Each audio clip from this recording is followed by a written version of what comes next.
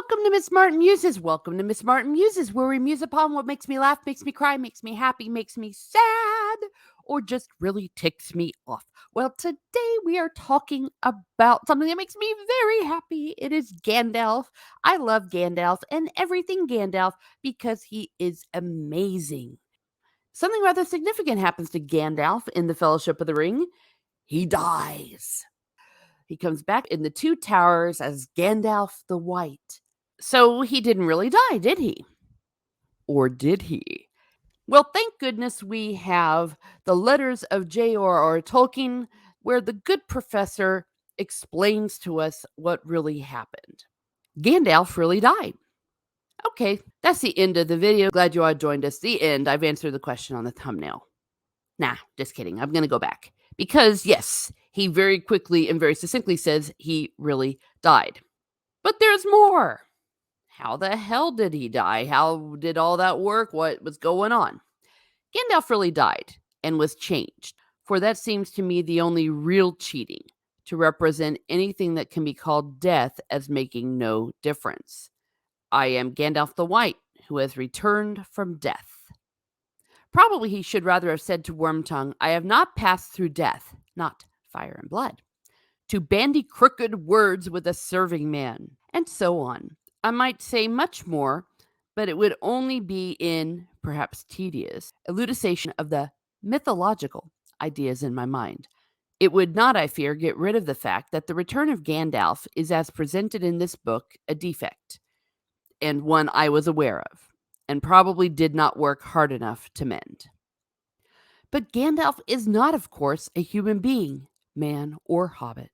There are naturally no precise modern terms to say what he was. I would venture to say he was an incarnate angel. Strictly, wow, I cannot say that word. That is, with the other Istari wizards, those who know. An emissary from the Lords of the West sent to Middle-earth as the great crisis of Sauron loomed on the horizon. By incarnate, I mean they were embodied in physical bodies capable of pain and weariness and of afflicting the spirit with physical fear and of being killed. Though supported by the angelic spirit, they might endure long and only show slowly the wearing of care and labor. Why they should take such a form is bound up with the mythology of the angelic powers of the world of this fable.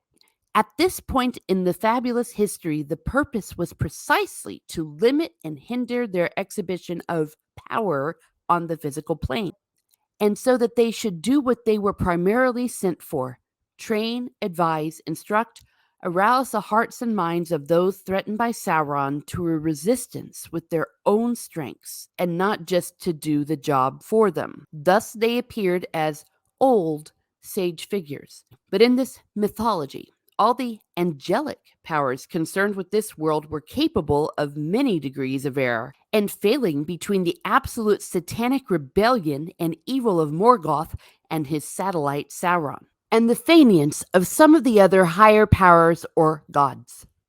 The wizards were not exempt. Indeed, being incarnate, were more likely to stray or err.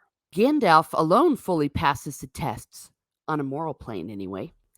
He makes mistakes of judgment.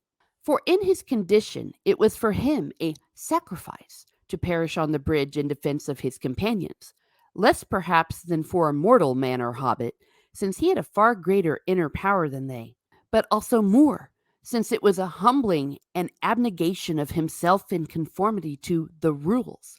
For all he could know at that moment, he was the only person who could direct the resistance to Sauron successfully, and all his mission was vain. He was handing over to the authority that ordained the rules and giving up personal hope of success. Yay, that's why we love Gandalf. What a guy, what a wizard.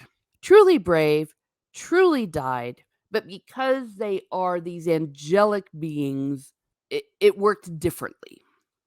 Gosh, though, some of this stuff will make your head explode, won't it? But that's why we love these stories. You could always get more by delving deeper into the mythology, deeping into Tolkien's legendarium. So what do you all think? Let me know about Gandalf dying. Let me know if I got anything wrong. And while you're at it, let me know if I did anything right. I do my best. I do indeed. Have a great day, everyone. Have a great day. And be certain to read the story that Tolkien wrote.